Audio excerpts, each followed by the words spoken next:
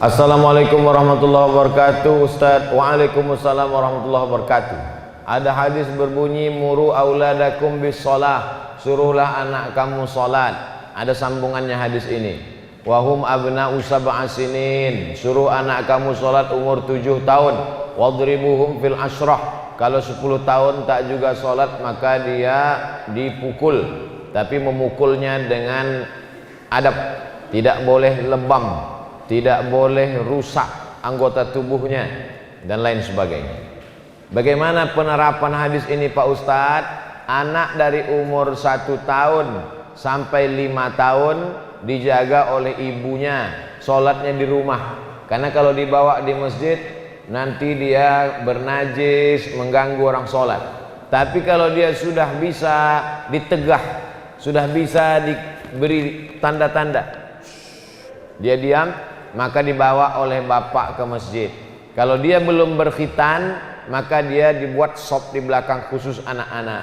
Kalau dia sudah berkhitan, maaf karena di ujung kemaluannya ada najis, maka bisa memutus sop. Begitu kata Syekh Atiyah Saqar, Mufti Al-Azhar. Tapi kalau dia sudah khitan, dia bisa berada di antara sop orang dewasa. Dibawa dia sholat, itu pendidikan luar biasa daripada diceramahi sholat. Yang menyuruh sholat tak sholat. Nah, itulah iblis tadi, kata Habib Rifki tadi. Ustadz, motivasi tokoh dan masyarakat kami supaya bisa membangun pesantren. Kita tidak bisa mendatangkan orang luar ke kampung kita, nanti dia tak tahan, dia pergi. Maka kirim anak kita ke tempat Habib Rifki belajar di Darul Mustafa Hadramaut, Yaman. Anak-anak bapak ibu kirim melalui Habib Rifki supaya ke Yaman. Mudah-mudahan bisa dibantu beasiswanya oleh orang-orang yang mampu, pemerintah, jabatan tak lama. Tapi anak-anak yang dikirim ini pulang menjadi dai, maka pahalanya mengalir sampai hari kiamat. Sementara dia belajar 4 tahun di Hadramaut, Yaman, di Al-Azhar, Mesir, siapkan tanah, buatkan kelas TK saja dulu. Tahun pertama TK Quran, tahun kedua SD kelas 1, tahun ketiga SD kelas 2, tahun keempat SD kelas 3. Anak-anak siap, asrama belum, karena anak-anak SD tidak diasramakan. Begitu anak tamat SD, ustadznya pun pulang. Jangan anak disekolahkan tapi tak disiapkan pesantren, nanti pulang dia tak ada tempat mengajar, dia ditarik ke Ternate, ditarik ke ibu kota provinsi, kampung tetap tinggal. Begitu caranya. Nah, jadi kita jaga-jaga dua-dua. Ada yang jaga gawang, wakafkan tanah sejauh mata memandang, tinggal. Tapi tanah yang diwakafkan untuk pesantren, batu bata, kerikil, saya yakin masyarakat Galila kaya. Dari mana Ustadz tahu ini kaya? Tengok masjidnya bagus, kipas anginnya, jamnya aja sampai ke dinding. Nih, hebat. Insya Allah wakafkan tanah, wakafkan anak kita wakafkan untuk fisabilillah, menolong agama Allah. Nanti kalau anak kami sekolah agama takut tak makan, nih kami sekolah agama, Habib Rifki sekolah agama ke Yaman, saya sekolah agama, tetap hidup. Saya kurus ini bukan karena tak makan, tetap hidup. Jangan takut anak sekolah agama tak makan. Bagaimana menurut pendapat Ustadz acara pernikahan di daerah kami? Ada istilah ganti kerugian bagi laki-laki 20 sampai 50 juta, sehingga membuat para pemuda tak mampu, akhirnya bawa lari pihak wanita untuk married by accident. Orang-orang tua kita dulu itu cerdas. Dia tahu anak muda ini nanti kalau tidak punya modal, rumah tangganya kacau balau. Jadi untuk memberi mereka modal, dibuatkan peraturan adat istiadat. 20 juta, 30 juta diberikan ke dia supaya nanti dia bisa buka kebun, buka ternak. Tapi orang zaman sekarang memahaminya kaku. Akhirnya kalau laki-laki tak punya uang 50 juta tak nikah. Tanam pinang rapat-rapat agar puyuh tak bisa lari. Sudah kupinang tak dapat-dapat, kupujuk-pujuk kubawa lari. Akhirnya malu. Maka sebagai keluarga perempuan, kalau ada anak laki-laki mulai mendekati anak gadismu, kalau kau mampu tolong dia. Hai anak muda, aku tak mau melanggar adat istiadat kita. Kau tetap ganti rugi 30 juta, tapi uangnya dari aku. Tapi jangan kau ceritakan ke yang lain. Jangan katakan adat ini tak baik. Baik untuk modal mereka, tapi disiasati. Banyak orang tua sekarang lebih mau makan di daun daripada makan di piring. Dipinang bagus-bagus tak dia kasih. Setelah dilarikan baru dia mengamuk. Padahal akad nikah sekali seumur hidup, disitulah dia akad dengan marah. Aku nikahkan kau dengan anakku dengan... Jaga anak gadis kita Bapak Ibu. Jangan sampai anak muda ini unjuk rasa. Ini salah satu bentuk unjuk rasa mereka. Turunkan harga mahar. Seorang imam sholat setelah selesai berzikir balik arah menghadap ke jamaah. Apa dalilnya? Dalilnya hadis Nabi. Setelah selesai sholat, Nabi menghadap kepada jamaah. Hadisnya sahih. Ustadz Somad kenapa miring ke kanan? Hadis juga, Nabi selesai sholat miring ke kanan. Kenapa Nabi miring ke kanan? Karena jamaah sahabat Nabi minta barokah sebelah kanan. Ya Rasulullah, kasihlah kami barokah sebelah kanan.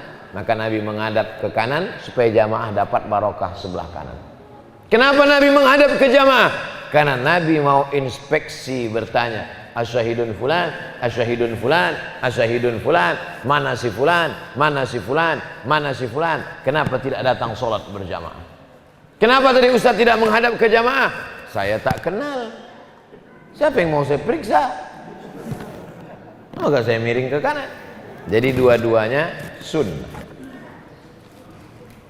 Apa pendapat Islam tentang seorang dukun yang mengaku bisa menghapus dosa dengan cara memukul pakai batang kelor? Ini dalam satu pertanyaan ini isinya 3. Yang pertama, dukun.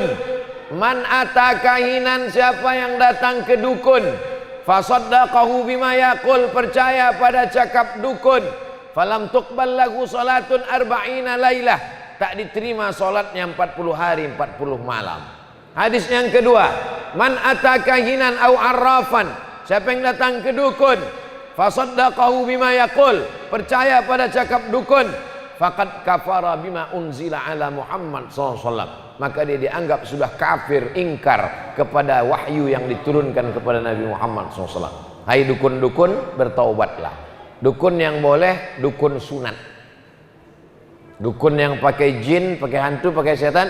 Adapun alim ulama, habib dengan zikirnya, dengan doanya, mendoakan air putih. Baik, riwayat Abdullah bin Abbas, boleh membacakan zikir-zikir dan doa, dibacakan kepada air, diminumkan untuk mengusir gangguan hantu setan, diminumkan untuk mudah melahirkan, baik. Tapi meminta kepada jin tak boleh. Menghapus dosa, yang bisa menghapus dosa hanya Allah. Caranya mandi taubat, sholat sunat taubat, beristighfar. Dukun tak bisa menghapus dosa. Memukulkan batang kelor, orang yang pakai susu mengeluarkan susuknya pakai daun kelor. Daunnya dimasukkan ke air, ditumbuk pakai batu giling, masukkan ke air, airnya diusap-usapkan ke badannya.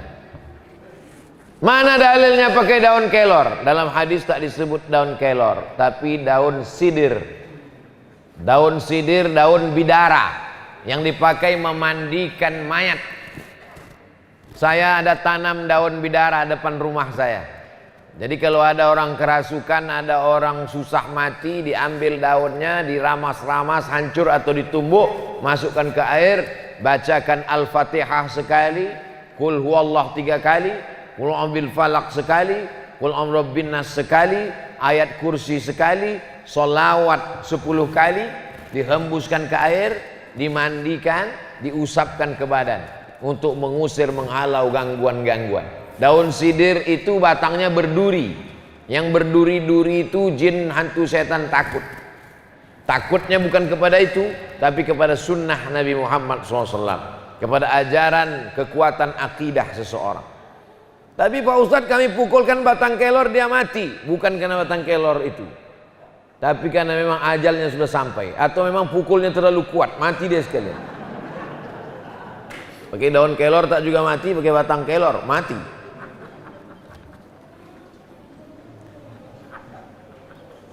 Ustadz, isu mengenai Taliban di Afghanistan, sering kita dengar ada yang menganggap ini teroris, berkembang, ada yang menganggap hanya bangsa yang berusaha untuk merdeka. Ada nama negara namanya Uni Soviet. Uni Soviet. Uni Soviet menjajah negara-negara Islam. Uzbekistan, Tajikistan, Kazakistan, Kirgistan. Stan itu artinya tanah. Kirgistan, tanah Kirgistan. Uzbekistan, tanah Uzbek. Afghanistan, tanah Afgan. Galileatan, tanah Galila. Tan itu artinya tanah. Pakistan, Kirgistan, Afghanistan, Kazakistan, Tajikistan, Uzbekistan, Afghanistan. Jadi ada negara kecil namanya Afghanistan. Mereka berjuang melawan Uni Soviet. Akhirnya merdeka mereka. Bubar Uni Soviet. Jadi negara kecil, sekarang namanya Rusia. Dipimpin oleh Vladimir Putin. Uni Soviet yang menjajah Afghanistan, Kirgistan, Tajikistan, Uzbekistan itu dulu nama negaranya Uni Soviet, pemimpinnya adalah Gorbachev. Tumbang Gorbachev, naik Boris Yeltsin. Sekarang jadi negara tidak sebesar dulu, wilayah jajahannya tak besar lagi, namanya Rusia, dipimpin oleh Vladimir Putin. Anak-anak dari Afghanistan ini menuntut ilmu ke India. Tempat mereka belajar di India itu namanya Darul Ulum. Darul, rumah ilmu pengetahuan. Darul Ulum, rumah pengetahuan. Tempatnya Deoban. Nama negaranya India. Akidahnya Maturidi. Sedangkan kita, akidah kita Asy'ari. Siapakah Ahlus Sunnah wal Jamaah? Ahlus Sunnah wal Jamaah adalah Asy'ari Maturidi. Jadi akidah kita dengan mereka sama, mirip-mirip, beda-beda dikit. Kita Asy'ari, mereka Maturidi. Akidahnya, fikihnya kita Syafi'i, mereka Hanafi. Karena India itu Hanafi. Mazhab akidah Asy'ari Maturidi. Mazhab fikih 4, paling tua Hanafi, nomor 2 Maliki, nomor 3 Syafi'i, nomor 4 Hambali. Kita Syafi'i. Kenapa kita bermazhab Syafi'i? Karena guru-guru Habib Rifki dari Yaman datang membawa Islam kemari, dan Yaman bermazhab Syafi'i. Andai dulu yang datang kemari orang India, mungkin kita bermazhab Hanafi. Tapi katanya Indonesia ini datang ulamanya dari India. Betul. Tapi India yang Gujarat. Gujarat itu mazhabnya Syafi'i. Jadi secara akidah mereka Hanafi. Secara akidah mereka Maturidi. Secara fikih mereka Hanafi. Tasawufnya mereka bertarekat Naqsyabandi. Taliban berasal dari tolaba, penuntut ilmu. Anak-anak Afghanistan yang belajar ilmu ke Darul Ulum Deoban, balik ke kampung halamannya membawa 3. Akidahnya Maturidi, fikihnya Hanafi, tasawufnya Naqsyabandi. Itulah mengapa Wahabi benci kepada Taliban, karena mereka bertarekat Naqsyabandi, pengikut Imam Bahauddin Naqsyabandi. Kenapa mereka bersenjata? karena mereka memang sudah lama punya senjata sejak melawan Rusia. Berlanjutlah sekarang mereka ingin menerapkan syariat Islam. Kenapa mereka disebut teroris? Yang menyebut teroris Amerika, karena Amerika diusirnya, lari tunggang langgang lintang pukang pulang ke Amerika. Ini kalau diupload nanti banyak yang membuli saya. Tak apa-apa, karena yang memancing orang galela. Kami mau bertanya kepada Bapak Ustadz, bagaimana menurut Bapak tentang vaksin COVID-19 dari kesehatan dipandang dari kacamata Islam? Karena banyak berita hoax dari mulut ke mulut sehingga orang segan. Vaksin itu menyebabkan orang tidak mau dua. Yang pertama karena babi, yang kedua karena mudarat. Pertama karena babi, yang kedua karena mudarat. Kalau dikhawatirkan mudaratnya, maka tanya dokter, Pak dokter, apa mudarat yang paling ringan? Karena Abdul Somad tak tahu apa isi mudarat dalam vaksin. Kalau tentang masalah babinya, babi memang haram. Semua ulama sepakat babi itu haram, tapi makan babi bisa halal. Saya ulang sekali lagi, ini kalau belum sarapan bisa kacau nanti. Babi itu haram, tapi makan babi bisa halal. Jangan dipotong video ini. Ada yang motong video dibuatnya judul Abdul Somad menghalalkan babi. Habis saya dicaci maki. Saya ulang sekali lagi, babi itu haram, tapi makan babi bisa halal. Kapan makan babi bisa halal? Masuk ke hutan, tidak ada makanan, pilihannya cuma mati dan makan babi. Pilih mana? Pilih makan babi, tak boleh pilih mati. Begitu juga orang yang mengatakan boleh pakai vaksin. Kenapa? Daripada mati. Dua jawaban tentang mudarat, tanya dokter. Tentang unsur babi, kalau mudarat tingkat tinggi, boleh makan babi daripada mati. Mimdatema tayabawati, mati. Sekarang di YouTube sedang ramai mengajak orang mendapatkan banyak dengan cara zikir, memanggil uang 1 triliun. Jangan-jangan subuh ini ramai karena dianggapnya zikir memanggil 1 triliun. Tidak Pak Ustadz, semua ini datang karena kecintaan kepada Nabi Muhammad SAW. Amin. Bohong. Masih ingat penggandaan uang beberapa tahun yang lalu? Orangnya sudah ditangkap. Yang tertipu profesor, doktor bidang engineering, tapi dalam bidang agama dia jahil. Maka jangan mau dibodoh-bodohi. Kalaulah bisa penggandaan uang mendatangkan duit, maka tak perlu pemerintah ngutang, cukup memanggil dukun-dukun memanggil duit. Selesai masalah hutang luar negeri. Betul? Logis. Maka orang yang mengaku-mengaku ini bohong, tipu muslihat. Pak polisi mesti menangkap orang yang menipu-nipu ini. Contoh, mulai waktu subuh baca 3 kali, jangan kaget tiba-tiba uang datang ke rumahmu. Hoax, mesti ditangkap orang ini. Pasal penyebaran penipuan, menyebarkan berita bohong. Mudah-mudahan kita termasuk orang yang diselamatkan Allah Subhanahu wa taala. Mari kita aminkan doa yang dibimbing oleh Al-Habib Rifqi Al-Hamid. Falyatafaddal mashkura. Jadi sebelum kita doa, besok malam Jumat di Palu Al-Khairat Pusat akan dibuat acara tahlil 40 hari. Guru kita semua yang baru-baru ini meninggal dunia, cucu daripada guru tua Al-Habib Sagaf bin Muhammad bin Idrus Al-Jufri. Al-Khairat ada di sini kan? Ada atau tidak? Ada. Berarti jalur itu orang dari Yemen.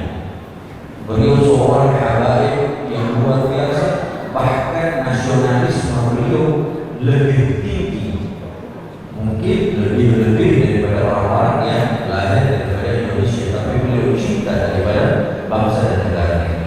Maka kita hadiahkan surat Al-Fatihah kepada Habib Sagaf bin Muhammad bin Idrus bin Salim Al-Jufri, ayah beliau Habib Muhammad, kakek beliau Habib Idrus bin Salim Al-Jufri, dan seluruh daripada pengajar-pengajar al-khairat yang sudah kembali ke hadapan Allah Subhanahu wa taala. Mudah-mudahan Allah Subhanahu wa taala mengumpulkan mereka beliau bersama sahibul khairat yaitu Nabi Muhammad sallallahu alaihi wasallam. Allah tempatkan mereka guru-guru kita semua di dalam surga Allah Subhanahu wa taala bersama baginda Sayyidina Muhammad sallallahu alaihi wasallam, dan ilmu yang mereka tinggalkan menjadi manfaat besar untuk kita. Amin ya rabbal alamin. Wa ila hadratin Nabi Muhammad sallallahu alaihi wasallam. Al-Fatihah. A'udzu billahi minasyaitonir rajim. Bismillahirrahmanirrahim. Alhamdulillahirabbil alamin arrahmanirrahim maliki yaumiddin. Qul an'amta 'alaihim ghairil maghdubi 'alaihim waladdallin. Amin. Kita baca ya Rabbil